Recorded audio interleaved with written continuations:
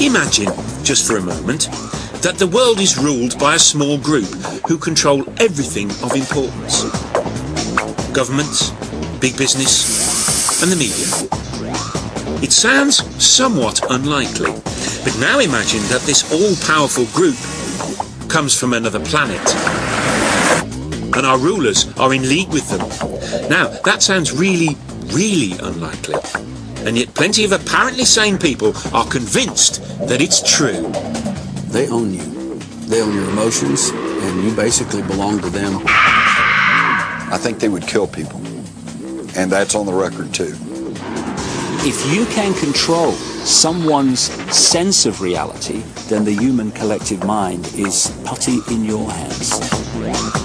So, has someone been handing out space cakes?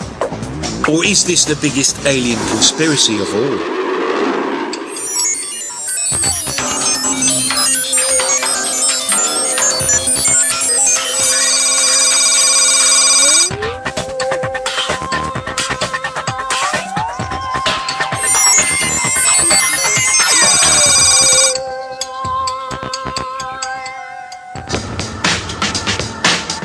July the 16th, 1945, the day the atom bomb exploded. Everyone agrees this was an historic day, but some people believe it was also the day an alien conspiracy to take over our planet began. You see, apparently this was an event which didn't just get noticed here on Earth. The shockwaves were felt across our galaxy and beyond.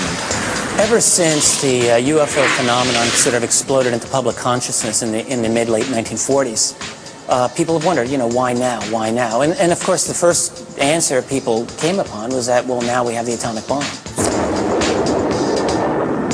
When we set off the first atomic bomb, there was such energy released that probably created ripples throughout our solar system, perhaps throughout the galaxy. And other advanced races out there kind of did a double take and went, oh my God, the kids have found the matches. It's true that it wasn't long after the nuclear blasts in the late 1940s that the first witness reports of UFOs began.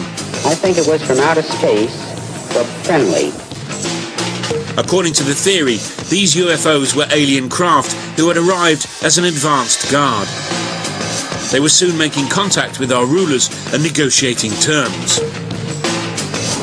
And if the theory is to be believed, an international conspiracy then began to hide any evidence of this contact. It's a cover-up which is still in full swing, or so some believe. Meet Peter Gersten, an all-American criminal lawyer. When he's not suing people and doing all the other things lawyers do, he's taking on the US government. And that's because ever since he was a boy, Gersten's been fascinated by UFOs. Some people would just go out and buy a toy ray gun, but not Gersten. Instead, he has spent much of his career trying to prove that the American government has been hiding its extensive knowledge of aliens and alien contact. I was the first and only attorney ever to bring any lawsuits against the U.S. government for UFO-related documents that actually made it into court. His dogged persistence and knowledge of the American Freedom of Information laws eventually led to the release of hundreds of previously unseen documents. I must have brought about 10 lawsuits. Even when they release documents, they've always withheld something within those documents. This affidavit is a perfect example. Half the affidavit is blacked out. If UFOs do not pose a threat, if UFOs do not represent an advanced technology, then why is this all deleted? Why indeed? He says these documents reveal the American government's obsession with the UFO phenomenon, which began during the 1940s and 50s. They reveal the existence of government committees which were initially set up to investigate UFOs. But all along, the existence of these organisations was denied, until finally they were all closed down, one by one.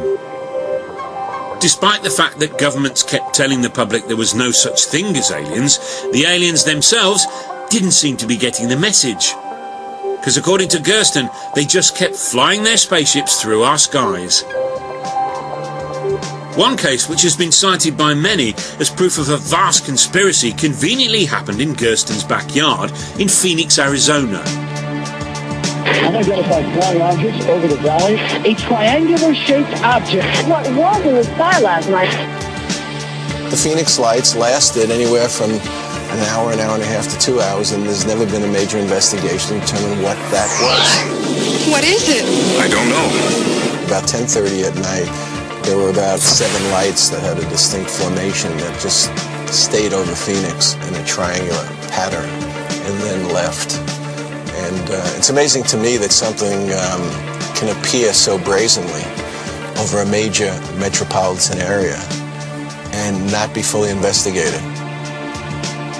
The story gripped the local media, but the official response was some kind of military flares. They had a number of leftover flares on the aircraft, and each aircraft had to get rid of them because the rules prohibit the aircraft from landing with flares on board. Gersten returned to the courtroom, but even he couldn't prize an explanation out of the authorities. The Freedom of Information Act is totally impotent. All they have to do is a reasonable search. And they say they did a reasonable search, we couldn't find anything, and the court goes along with that. So, is Gersten onto something, or does he just need to get out more? To really get to the bottom of what the government might be hiding, we need an insider. One who's seen some alien evidence with their own eyes. If you're involved in something like this, who do you talk to? You can't tell your family. You can't tell your closest friend.